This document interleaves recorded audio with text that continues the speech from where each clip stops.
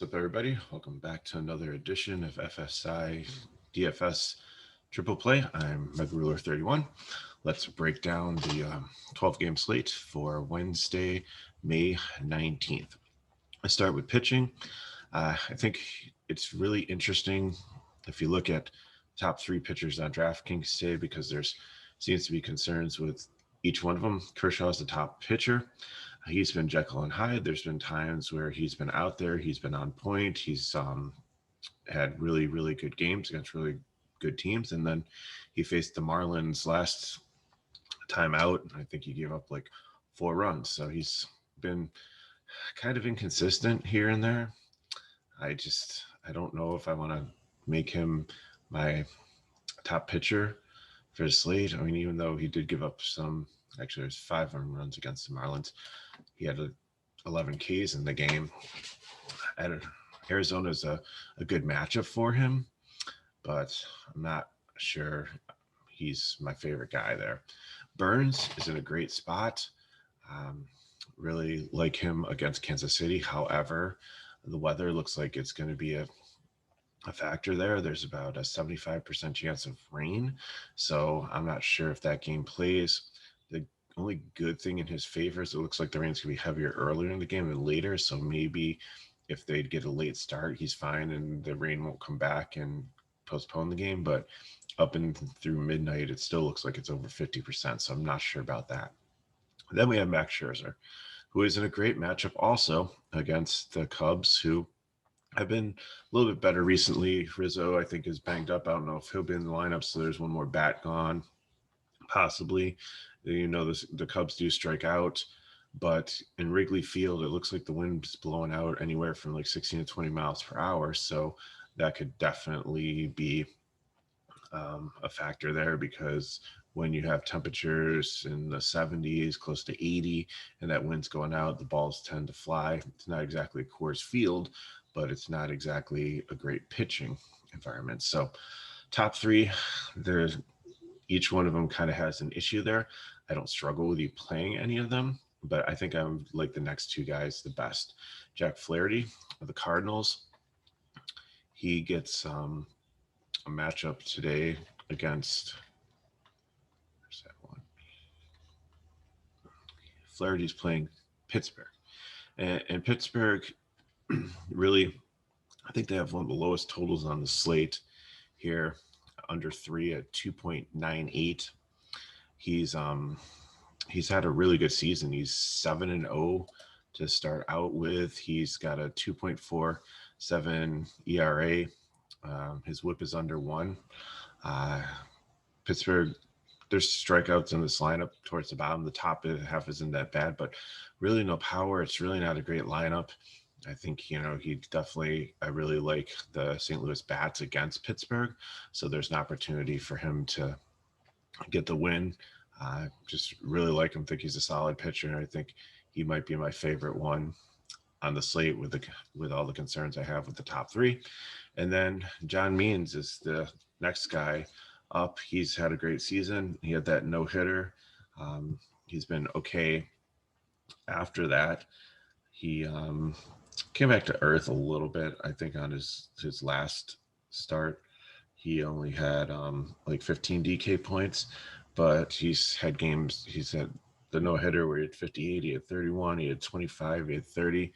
He gets Tampa Bay. I would kind of wish it was in Tampa Bay. I think that'd be a better matchup for him in that park, but Baltimore's not, again, Coors Field, or it's not Wrigley with the wind blowing out. So I could see him getting 10 Ks against this Tampa Bay team. I think he'll do really well. So I like him. Then you have a whole mid-range of pitchers, and a lot of them are facing each other. Rogers is facing Eflin. Greinke is facing Montas. Really, you can play any of those guys, but I'm not really sold on any of them. I think, I like these guys the best. Morton, I think you can make a case for if the Mets throw out a lineup. They've got so many guys hurt that he's not the greatest pitcher in the world. His price a little bit higher. I wish he was like 7.5 instead of 8.5. But if the Mets throw out a weak lineup with all their injuries that they have there. I think you can capitalize on that with him. But then I think you need to drop down to Ohtani. Some of the projections on Ohtani are just like, I think, super high. I think he had like 30 DK points his last time out. He's up against Cleveland, who's got no hit twice this year. They have put up runs. They're, sometimes they're a great hitting team, sometimes they're not. So I think there's definitely potential there for strikeouts. If he can limit his walks and his control, he'll be good. I like the price tag at 7.4 there. He seems to be going a little bit deeper into games. I haven't heard any issues of like blisters or anything with him recently. So that's another one. And then definitely my favorite mid-range play. I don't think there's anybody else I'd really touch around here. And then even probably more in GPPs. I don't think you'd do in cash. There's some pitchers down towards the bottom. Skubal, he's got like I think he's 0-7 with an ERA of almost 6 this season so far. He's 0-6 with an ERA of 5.73. So you're probably like, why on earth would I play him? Well, Seattle got no hit last night. So, and he's a lefty, and most of the power in the Seattle lineup comes from the lefty bats. Especially with Seager. I mean, they got some good righties there. So he's intriguing there at 6.2, but I think even better, Brad Keller against Milwaukee. Milwaukee has really struggled this year. Again, you have weather in that game, but if that game plays, the win equity is going to be hard against Corbin Burns. And, Yelich is back in that lineup, but for how long? But I think if you want to go cheaper, you can go there. But I think my favorite cheap pitcher is making a second major league start, Logan Gilbert. He did well his first start. I mean, he did give up some hits and some runs. He went about 70-some pitches, so you think that he could probably get up to about 80 pitches now. Will he give up 4 runs again? Not sure about that. Detroit's not the greatest lineup, so you kind of get a bump there with K's and stuff. But if you're trying to put in some really expensive bats, I think definitely he'll be able to pay off his price tag. He should get a DK score somewhere in the low teens. So I think he's definitely intriguing. So again, to recap, the top guys, Kershaw, Burns, Scherzer. Kershaw, he could be great. He could give up hits. He's been kind of inconsistent, so that's my concern there. Burns with the weather, Scherzer with the wind blowing out, but I'm okay playing in those. Favorite ones, I think I'm going to pair is Means and Flaherty. If I want to get some more bats in there, I would probably go Flaherty and Ohtani. And then if you want to drop down, Keller if the weather is okay. Skubal if you really want to capitalize on Seattle seem to be struggling recently, but I think Logan Gilbert is definitely really intriguing at 4.7. So let's look at bats.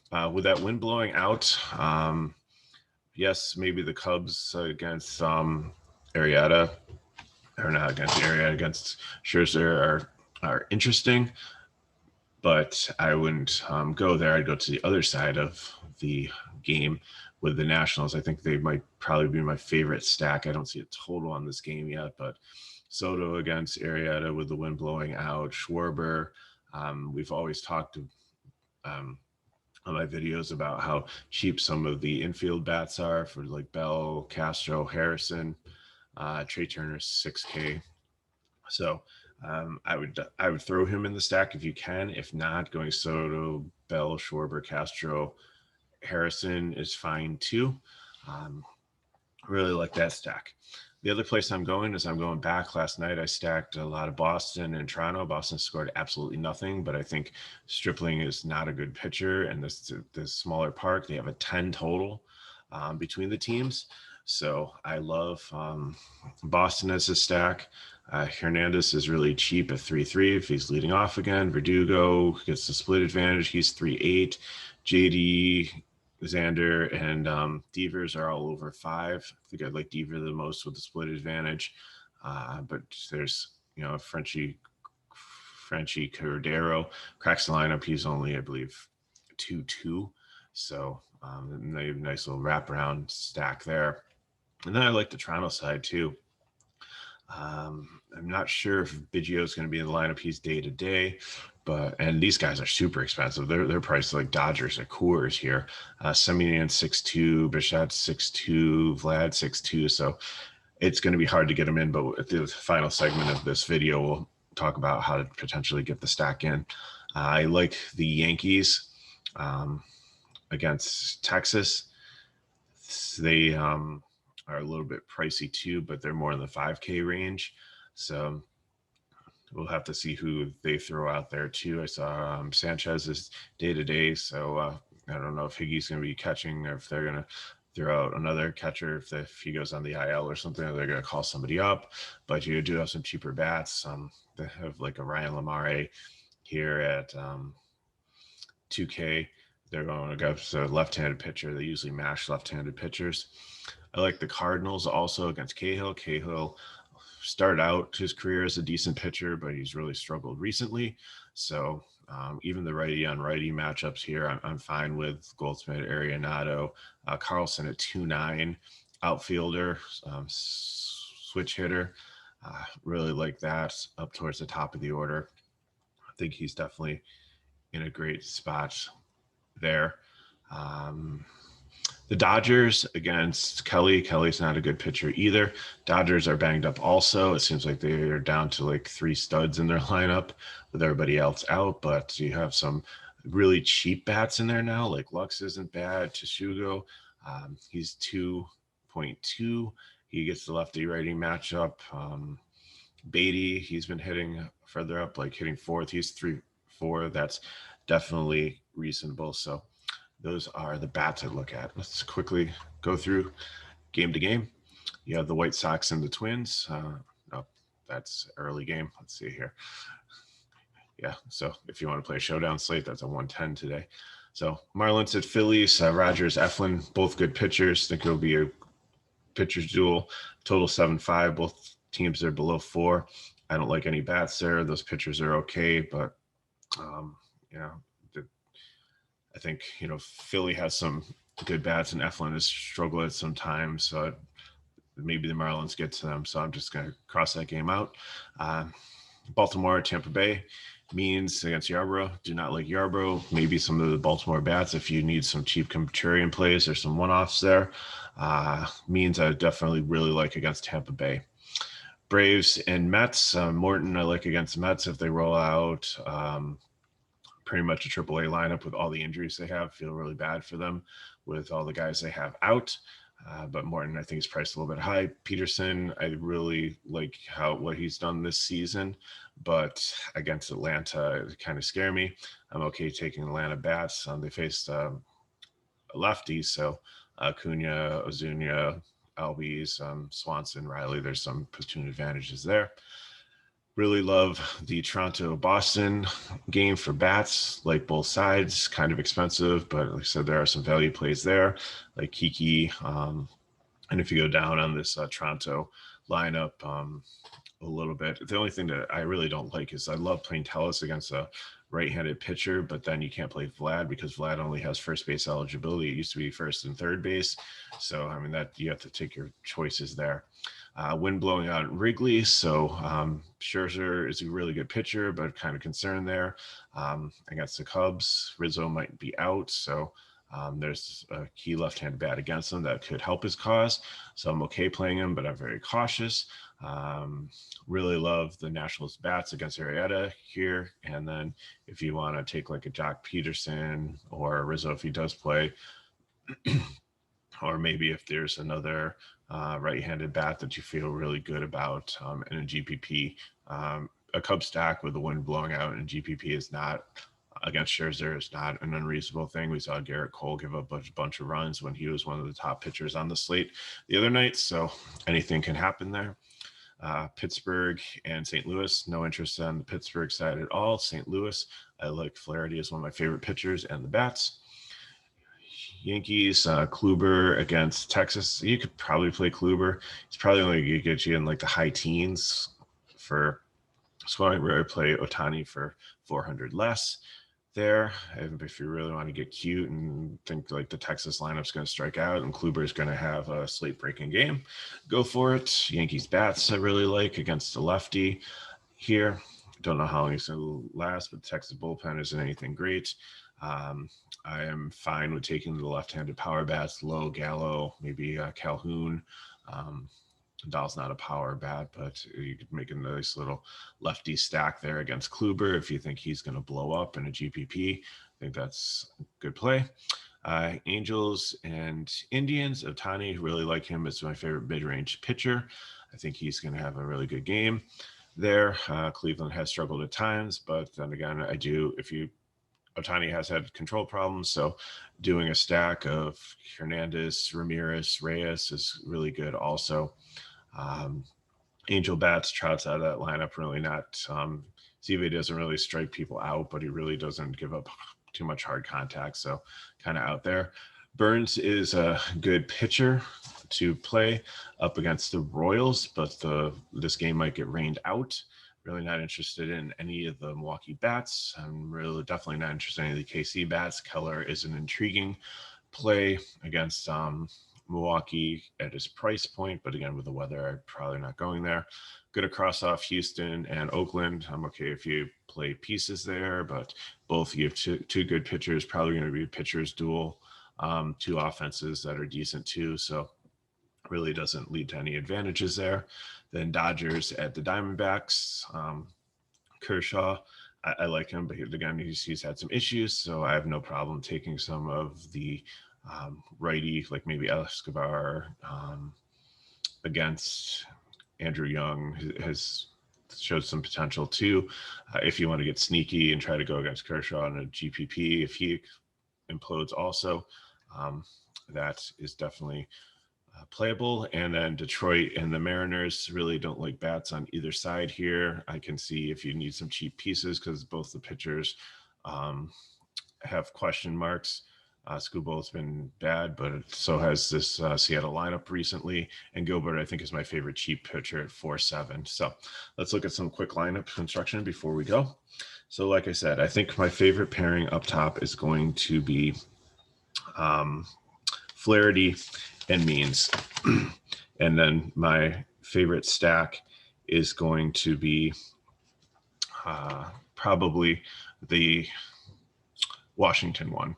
So if you use the Toronto catcher, who's 2-4, lefty righty matchup, and play Means and Flaherty, and then you can get in Turner, Soto, Bell, Schwarber, and Castro, and that leaves you a decent amount for the last two positions, which would be second base and outfield. I'd play Kiki there, flex him, either put him in second base and you find an outfielder you like, or put him in the outfielder and play the second baseman you like. But then I think if you want to try to get in the Toronto stack, you would need to go Ohtani and then drop down to Gilbert. I think this is more of a GPP play if you want to get the full stack in. That way you can get McGuire, Guerrero, Semien, Bichette, and Hernandez, and that leaves you almost $3K for the other three positions: third base, outfield, and outfield. Again, Kiki fits in there good at 3.3. I said I like Carlson too as a switch hitter at 2.9, and then just figure out who you want for third base and you're good to go. So thanks for watching. If you wanted more information, you can go to our website, fsidfs.com. You can catch me on Twitter at MetaRuler31. Give us some comments below. We'll try to get back to you and help you out, and or you can hit me up at Twitter. Give us a like, recommend our video, and we appreciate you watching.